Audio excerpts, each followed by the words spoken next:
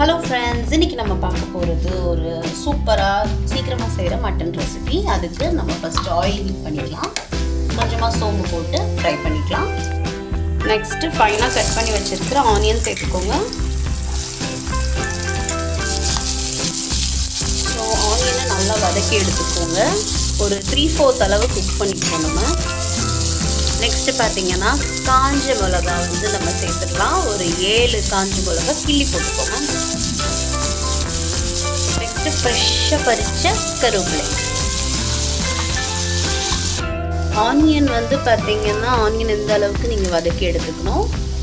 Next Kashmiri chilli powder 1 spoon.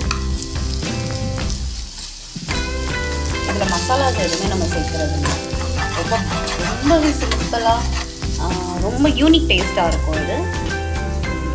Next இஞ்சி பூண்டு paste 1 spoon அளவு மட்டும் சேர்த்துக்கலாம். ஸோ நெக்ஸ்ட்டு 1/2 கிலோ வேக வச்ச மட்டன் நல்லா லோ ஃப்ளேமில் மிக்ஸ் பண்ணிக்கலாம். ஸோ சால்ட் லைட்டாக டேஸ்ட் பண்ணிக்கோங்க. ஏன்னா மட்டன் வேக வைக்கும்போது நம்ம சால்ட் ஆட் பண்ணியிருந்தோம். ஸோ சால்ட் செக் பண்ணிவிட்டு இந்த ஸ்டேஜில் ஆட் பண்ணலாம். ஸோ இன்னும் ஒரு 5 மினிட்ஸ் நம்ம லோ ஃப்ளேமில் குக் பண்ணிக்கலாம். நெக்ஸ்ட்டு பார்த்திங்கன்னா நம்மளோட மெயின் இன்க்ரீடியன்ட் இதுதான். ஃபைனல் டச்சுக்கு கசூரி மேத்தி, நல்லா ட்ரைடு வெந்தயக்கீரை இது.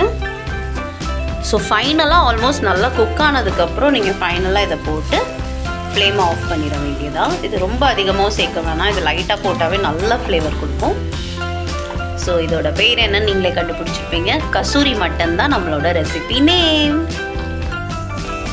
ஃபைனலி நம்ம கசூரி மட்டன் ரெடி ஆயிடுச்சு.